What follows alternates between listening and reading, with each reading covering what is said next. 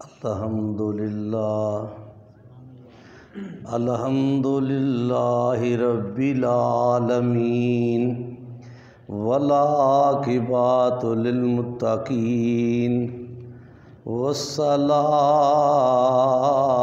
वस्सलामु अला सय्यदिना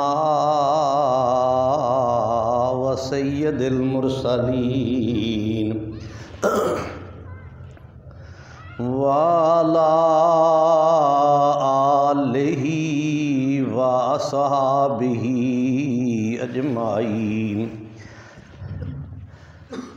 अम्मा बाद फ़ौज़ु बिल्लाहि मिनश शैतानिर रजीम बिस्मिल्लाहिर रहमानिर रहीम व तुइज़्ज़ु मन तशाअ व तुज़िल्लु मन तशाअ बियदिकल खैर इन्नका अला कुल्लि शैइन कदीर। सदक़ल्लाहु मौलानल अज़ीम व सदका रसूलुहुन नबियुल करीमुल अमीन। तमाम साथी पावा से बुलंद दुरूद शरीफ पढ़ो। अस्सलातु वस्सलामु अलैका या रसूलल्लाह व सल्लम अलैका या हबीबल्लाह। अस्सलातु वस्सलामु अलैका या नूरम मिन नूरिल्लाह व सल्लम अलैका या सय्यदी या मुहम्मदुर रसूलुल्लाह। सब तारीफ़ें अल्लाह वहदहु ला शरीक को, जिसने हमें इंसान बनाया। करोड़हा दरूद सरकारे दो आलम नूरे मुजस्सम ताइदारे ख़त्मे नबूवत सल्लल्लाहु अलैहि व आलिहि वसल्लम की ज़ाते अक़दस पर, जिनने हमें मुसलमान बनाया। सब तारीफ़ें अल्लाह वहदहु ला शरीक को, जिसने हम सब को उम्मत मुसलमा में पैदा फरमाया। करोड़हा दरूद सरकारे दो आलम नूरे मुजस्सम ताइदारे ख़त्मे नबूवत सल्लल्लाहु अलैहि व आलिहि वसल्लम की ज़ाते अक़दस पर, जिनने हम जैसे गुनाहगारों को अपनी उम्मत के लिए पसंद फरमा लिया। मेरे वाजिबुल एहतराम बुज़ुर्गों, मिल्लत के नौजवान साथियों, चंद लम्हात हमने बैठना है। यूं बैठो कि वो बैठना कबूल कर ले। इस अंदाज में बात सुनो कि तुम्हारा सुनना कबूल कर ले, मेरा बयान करना कबूल कर ले।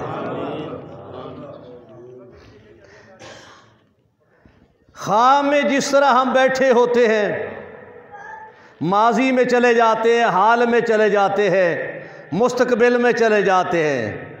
मुझे तो अब ये महसूस होने लगा है ये दुनिया भी एक ख्वाब ही है। दुनिया भी एक ख्वाब है। आए थे आँखों से आंसू बहाते हुए, चले जाएंगे आँखों से आंसू बहाते हुए। ऐसी ज़िंदगी बसर की जाए कि आँखों से आंसू बहाकर जब कब्र में पहुँचे तो पहुँचना कबूल हो जाए। ऐसी ज़िंदगी बसर करो। उसके लिए ये है कि अपने बुज़ुर्ग जो है उनके दामन को थाम के रखो, उनके वाक़यात सुनो, सुनने के बाद उससे सबक हासिल करो और कोशिश करो कि जैसे उनने ज़िंदगी बसर की है हम भी ज़िंदगी यूँ बसर करेंगे। देखो आलमे दुनिया में इंसान जो है उसकी दौड़ है कि माल इकट्ठा हो जाए, दूसरा कि दुनिया में मेरा कोई चर्चा चुर्चा हो, इज़्ज़त बन जाए। मालिक ने पहले ही समझा दिया है, दौलत मैंने देनी है तो इज़्ज़त मैंने देनी है। अगर मुस्लिम है तो कुरान को पढ़ तो यकीन कर, जब दौलत उसने देनी है, इज़्ज़त उसने देनी है, तो फिर दाएं बाएं जाने की ज़रूरत नहीं। रब का दर जो है वह सर झुका दे और नबी के घर की तरफ सर झुका दे। तुम्हें जो कुछ मिलना है नबी के घर से मिलना है, रब के दर से मिलना है। नबी के घर से और रब के दर से। नबी का दर जो है उनकी अताअत है, मेरे रब का घर जो है तेरी अल्लाह की तरफ तवज्जो है।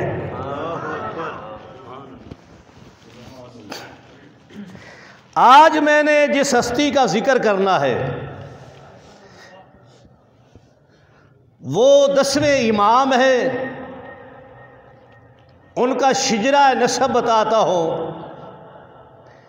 इमाम अबुल हसन सैयद अली नकी रहमतुल्लाह अलैह बिन सैयद मोहम्मद तकी रहमतुल्लाह अलैह बिन इमाम अली रज़ा रहमतुल्लाह अलैह बिन इमाम मूसा काज़म रहमतुल्लाह अलैह बिन इमाम जाफ़र सादक रहमतुल्लाह अलैह बिन इमाम बाकर रहमतुल्लाह अलैह बिन इमाम ज़ैनुल आबिदीन रहमतुल्लाह अलैह बिन सैयदना इमाम हुसैन अलैहि सलाम रज़ियल्लाहु ताला अन्हु बिन सैयदना अली करमुल्लाह वजहुल करीम। आज मैंने जो तुम्हें चंद वाक़यात सुनाने हैं, मैं तुम्हें नबी के नवासे के सुनाने हैं जिनका नाम है इमाम अबुल हसन सैयद अली नकी। सब कह दो रहमतुल्लाह अलैह। इनका जिक्र क्यों नहीं मिलता मसाजिद में? भाई मसाजिद में जिक्र ता मिले कि फ़िरक़ा वरीयत से पाक गुफ्तगू हो। यकीन करें, मैं तो बाज़ औक़ात ये महसूस करता हूँ कि मसाजिद से जिस वक्त स्पीकर ऊपर के चलते थे ना तो रोड़े और वट्टे मारे जा रहे ने। ज़बान ही होती है ना। तो मेरे भाई ये चंद लम्हात हमने बैठना है। उससे पहले मैंने आयत पढ़ी है, मारूफ आयत है, हर मुस्लिम जानता है, व तो इज़्ज़ो मन तशाओ व तो ज़िल्लो मन तशा। अल्लाह का कुरान कह रहा है इज़्ज़त देने वाला कौन है? इज़्ज़त देने वाला फिर कहे। ये ज़बान से कहने से दिल में भी बात बाज़ुकात उतर जाती है। व तो इज़्ज़ो मन तशाओ, इज़्ज़त देने वाला कौन? व तो ज़िल्लो मन तशा, जिल्लत देने वाला कौन? अल्लाह। जब इंसान उसका बनकर रहता है अल्लाह इज्जत अता करता है, जब नहीं बनता तो जिल्लत में मुबतला करता है। बियाद कल खैर, सब भलाई उसी के दस्ते कुदरत में है। तमाम भलाइयाँ जो है वो अल्लाह के हाथ में है, अल्लाह के दस्ते कुदरत में है। बियाद कल खैर, इन्ना का अला कुल्ल शैन कदीर, वो हर चीज पर कादर है। जब अल्लाह हर चीज पर कादर है तो हम कलमा पढ़ते हैं, मुसलमान हैं, तो हमें सीधे रास्ते पर चलाए, वो कंट्रोल करके चलाए। हम शैतानी रास्ते पर क्यों चल रहे हैं? वजह क्या है? दो ही चीजें हो सकती थी। एक बंदा दावा करता है कि मेरा कंट्रोल है, अगर वो सच्चा है तो कंट्रोल करे, या वो करना नहीं चाहता। ऐसे ही होता है ना। उसी तरह तेरा खालिक कह रहा है कि हर चीज पर मैं कादर हूं, लेकिन तुम्हें मैदान में उतारा है। मैदान में उतारा है। जब किसी को मैदान में उतारा जाता है पहले उसको सिखाया जाता है, फिर मैदान में उतारा जाता है। नहीं समझा तो पहले समझाया जाता है, सिखाया जाता है, फिर मैदान में उतारा जाता है, फिर देखा जाता है कि मेरे से जो इसने सीखा था उसके मुताबिक ही खेल रहा है या अपनी मर्जी कर रहा है। जब इंसान सिखाने वाले की मर्जी के मुताबिक चलता है तो सिखाने वाला खुश होता है, जब नहीं चलता तो सिखाने वाला जो है वो नाराज होता है। अल्लाह ने तुम्हें मैदान में उतारा हुआ है, अब तेरी मर्जी है, चाहे मदीने वाले को खुश कर चाहे नाराज कर। फैसला दे दिया तेरे हाथ में, तेरे हाथ में फैसला दे दिया कि चाहे मदीने वाले को राजी कर चाहे नाराज कर। साथ बता दिया कि अगर कोई मदीनातुल मुनव्वरा के शहनशाह को आगे मदीनातुल मुनव्वरा के शहनशाह को अगर कोई राजी करेगा, तवज्जो कर मेरी तरफ, अगर कोई मदीना के शहनशाह को राजी करेगा, रब कहता है जन्नत अता करूंगा, हूरे दूंगा, गुलमान दूंगा, शराबन तहूरा दूंगा, महल्लात दूंगा, यकूत के होंगे, चांदी के होंगे, सोने के होंगे। हाय हाय हाय हाय। अगर तूने मदीने वाले को नाराज किया तो फिर मैं तुम्हें उस दोज़ख में डाल दूंगा जिसकी एक चगारी जमीन पर आए तो सारे जमीन वाले हलाक हो जाए। अब तू फैसला करना है कि मैंने कल अल्लाह की बारगाह में पेश होना है। मालूम हुआ जो कुछ लपना है वो सरकार की मोहब्बत में मिलना है, लेकिन ये कोई मोहब्बत नहीं। कहे गुलामी रसूल में मौत भी कबूल का दावा करे, अमल कोई ना हो। अमल उसका शैतानी हो, ज़बान पर बात रहमानी हो, उस वक़्त तक कोई बात नहीं, तुम्हें कहने का तो सवाब मिल जाएगा। लेकिन रब कहता है जब तक तू मेरे महबूब के अहकामात के मुताबिक ज़िंदगी बसर नहीं करता, तेरी ज़िंदगी कामयाब नहीं है। अल्लाह अकबर।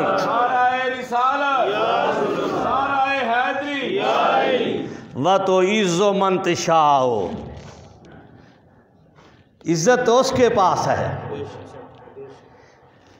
देखिए ये तरीक़त के 12 इमाम है, जिसका 9 का मैं पहले जिक्र कर चुका हूँ, 10वें का करना है। इन सब को मदीनातुल मुनव्वरा से निकाला गया। हज़रत अली करमुल्लाह वजहुल करीम से लेकर 11वें इमाम तक इनको मदीने नहीं रहने दिया। मदीनातुल मुनव्वरा में इनको किसी ना किसी बहाने से वहाँ से निकाला गया है। बाज़ औक़ात यूँ निकाला गया है कि हजूर इस इलाके में आप तशरीफ़ लाएँ, आपकी तबलीग की ज़रूरत है।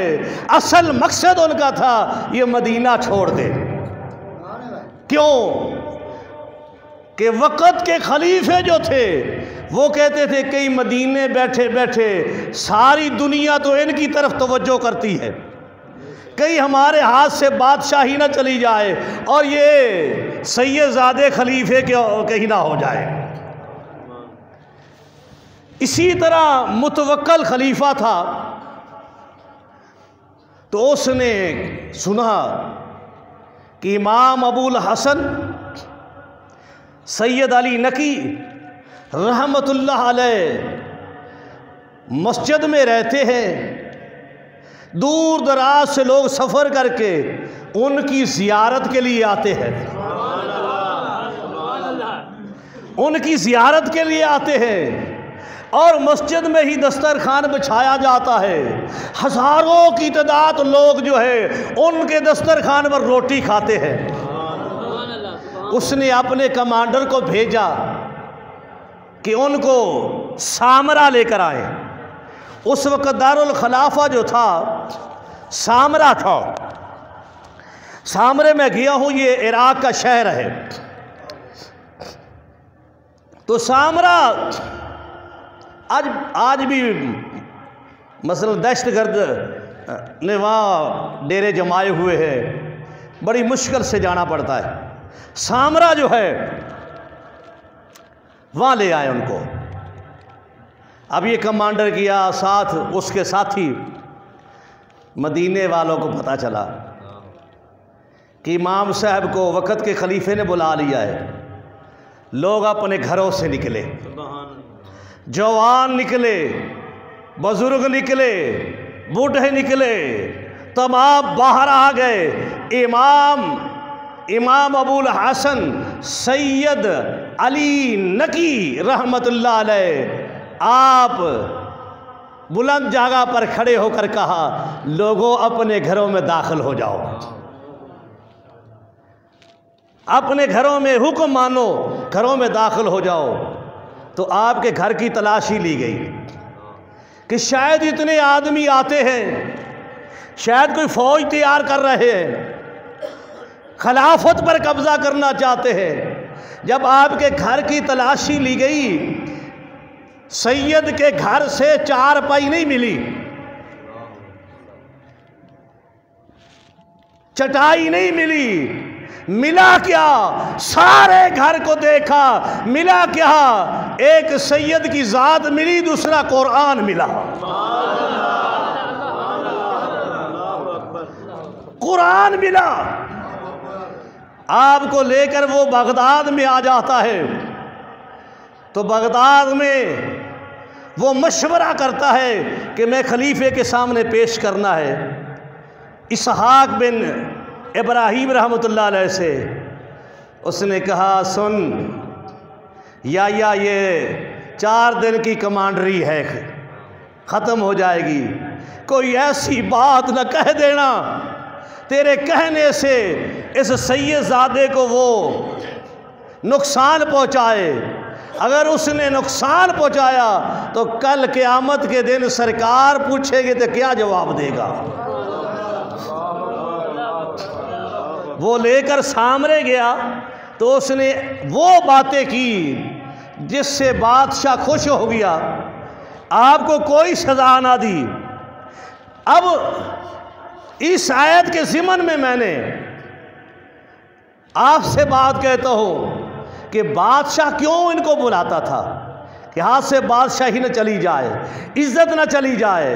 हालांकि वो मुस्लिम था, आयत भी पढ़ता था, व तो इज़्ज़ो मन तशाओ व तो ज़िल्लो मन तशा, इज़्ज़त और ज़िल्लत मेरे खुदा के पास है। अगर वो खुदा पर प्रैक्टिकल जिंदगी में यकीन रखता तो उसको वहां से लाने की ज़रूरत ही नहीं थी। उसने करीब ही अपना महल के मकान उनको बना दिया, अपने महल के करीब। यानी आज की रिवाज के मुताबिक नज़रबंदी थी कि तुमने सामरे से बाहर नहीं जाना, अगर जाना है तो बता कर जाना। अब वहाँ बैठ गए, लोग आपके दर पर आते, सवाली आता, आप खैरात देते। कूफे से चलकर आपके पास एक सवाली आया, कहने लगा 10,000 दिनार का मकरूज हूँ, मुझे कोई ऐसा आदमी नहीं मिला मेरे इलाके में जो बतौर मुस्लिम मेरा कर्जा उतार दे। अल्लाह की धरती पर इस वक़्त आप मौजूद हैं, सैयदज़ादे हैं, औलादे फ़ातिमा है, मैं आपके दर का सवाली हूँ। आपने फरमाया फिर इस तरह कर, तू वो कर्ज़ा मुझे दे दे, मैं तेरा मकरूज़ हो जाता हूँ। तू मेरे से कर्ज़ा मांगना, जब मेरे पास होगा तो मैं तेरा कर्ज़ा दे दूँगा। आज तो तू मकरूज़ नहीं है। आप सामरे से बाहर कहीं बैठे हुए थे, कहा कल मैं सामरे जाऊंगा, वहाँ सब लोग आए होंगे, तूने उठ के मुतालबा करना मेरा 10,000 रुपया दे दे। अगर दुनियावी इज्जत वाला होता कहता ये मुझे क्या ज़रूरत है, शरीयत की पाबंदी भी कोई नहीं, शरीयत भी कहती है ये तो दे दो। लेकिन ये तो दर ही ऐसा है जहाँ आ जाए ये खाली वापस लौटाते नहीं। तो सुबहान अल्लाह खुश होके कहा कर, तेरे दिल में ईमान दाखिल होगा। देख फिर हज़रत इमाम अबुल हसन सैयद अली नकी रहमतुल्लाह अलैह बैठे, बंदा उठ के खड़ा हो गया आपके हुक्म के मुताबिक कि 10,000 रुपया दिरम, 10,000 दिनार, 10,000 दिनार आपने मेरे देने हैं, क्यों नहीं दे रहे। जिस अंदाज सख्त में कहा था उसने सख्त अंदाज में गुफ्तगू की। आपने उससे 3 दिन का टाइम लिया। वक़्त के शाह को पता चला, उसने 30,000 दिनार भेज दिए। 30,000 दिनार भेज दिए। जब उसने 30,000 दिनार भेजे, आपने कासद को कहा इसके हवाले कर दो। उसने कहा 30,000 है, कहा इसके हवाले कर दो। कहा अपना कर्जा भी उतार और कारोबार भी कर लेना। ये दर वो है जिस दर पर आने वाला जो है दूसरे दर पर जाता ही नहीं है। मालूम हुआ औलादे फातिमा सलामुल्लाह अलैहा की पहचान ये है कि वो अपने पास दौलत नहीं रखते, जो आता है खुदा की मखलूक को अता करते हैं।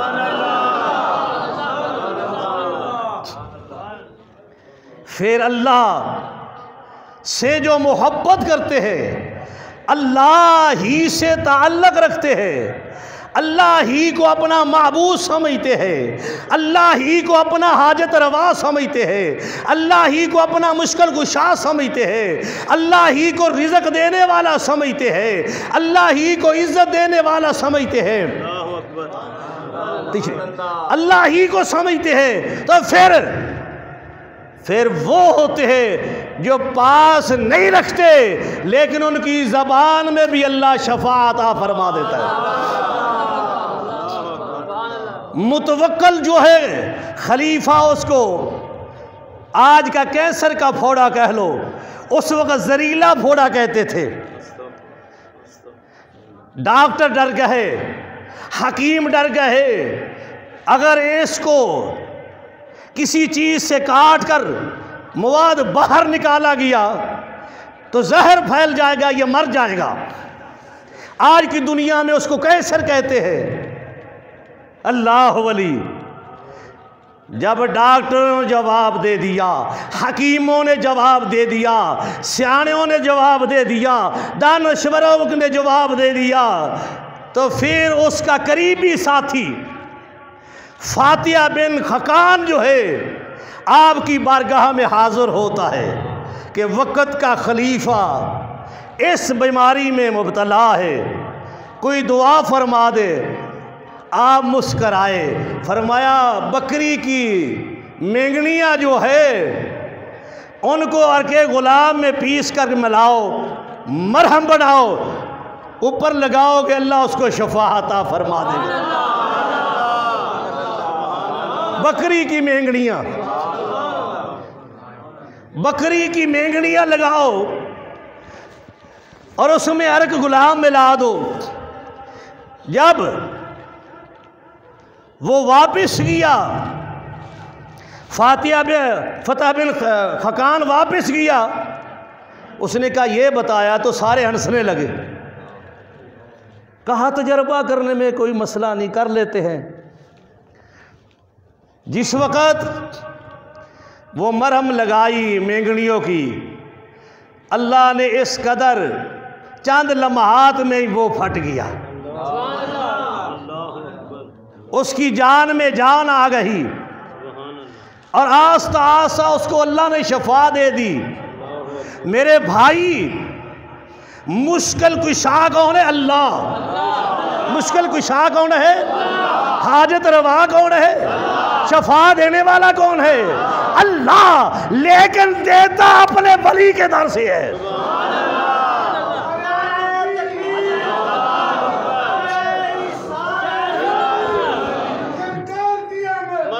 देता अपने वली के दर से है, चाहे बकरी की मेंगड़ियों से शफा अदा फरमा दे। यूं अल्लाह से ताल्लुक कायम कर कि तेरे मुंह से जो बात निकले वो इस कदर असर करे कि कैंसर वालों को भी शफा हो जाए। जब मैं बीमार हुआ था तो मैंने डॉक्टर फैसल से कहा मैं कल आऊँगा, मैं अपने पीर के पास जा रहा हूँ। तो फरीदुद्दीन मसूद गंजे शकर रहमतुल्लाह अलैह के जोड़ों का जोड़ों के तलवों की खाक का सदका आज मैं आपसे मुखातब हूँ। ये तो प्रैक्टिकल के पर्चे हैं मेरे भाई। ये दर वो है जो अल्लाह के दर पर आ जाता है, अल्लाह उसको खाली नहीं छोड़ता। लेकिन यूं ना कर, मेरे से भी ज्यादा दुआएं जो है पढ़ी जाती है, आप भी ज्यादा दुआएं मांगते हैं, मांगी नहीं जाती, पढ़ते हैं। दुआ जो मांगी जाती है वो इख्तियारी नहीं होती, कभी कभी कफियत बन जाती है, कभी कभी कफियत बन जाती है। तो कफियत में मांगना शुरू हो जाता है, जब मांगता है तो आंखों से आंसू बह जाते हैं। तेरे आंखों के आंसू अभी तेरी गोद में नहीं आते, अल्लाह पहले मेहरबानी फरमा देता है। मेरे भाई, कभी कभी ये ज़बान से जो सुबहान अल्लाह कहते हो, सुबहान अल्लाह कहते हो, ये पढ़ते हो सकता है कभी ये दिल में दाखिल हो जाए, नूर मिल जाए, नूर मिल जाए, ये नूर मिल जाए, दिल ही मुनव्वर हो जाए, तो फिर अल्लाह वालों की निस्बत का सदका मिल जाएगा। हजरत इमाम अबुल हसन भाई ऋषि साहब भी गए हैं, मैं सामरा गए आप ना, तो इमाम अबुल हसन ज़ियारत करने के लिए ये भी हमारा भाई गया, मैं भी गया हूँ। तो इमाम अबुल हसन सैयद अली नकी रहमतुल्लाह अलैह वो शख्सियत है कि आपने अल्लाह से इस कदर मोहब्बत की, अपने नाने की शरीयत की पाबंदी इस कदर की कि आज मसाजिद में उनका जिक्र हो रहा है। शरीयत बताता हूँ तुम्हें, शरीयत क्या है? शरीयत है ला, शरीयत है कानून, उसके मुताबिक जो अमल करता है वो तरीकत है।